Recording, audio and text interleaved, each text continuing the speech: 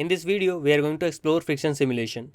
We are going to simulate friction between this little green box and this black surface. I'm using same code from the previous video. I have only made changes in the custom paint. These lines of code are responsible for drawing green box. Earlier we were translating it along the y-axis, now we are translating it along the x-axis. This code is responsible for drawing black rectangle. Here, to this method, we are going to pass friction simulation. Here we need to pass drag coefficient, initial position, and the velocity with which we are going to push this object. So what is drag coefficient? It defines the friction between surface and the object.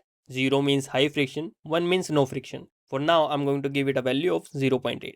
And I'm going to pass initial position 0, and the velocity with which I'm going to push this object is going to be 300. Let me refresh.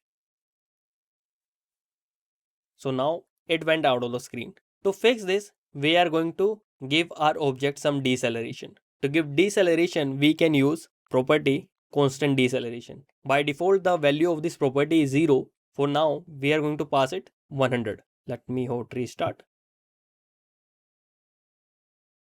Now it's not going out of the screen.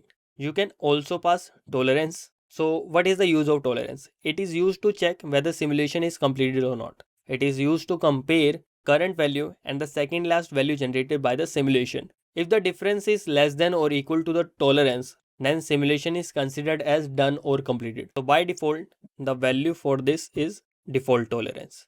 I hope you found this video helpful. If you want to learn more about simulations and Flutter Advanced, you can subscribe to the channel. See you in the next video.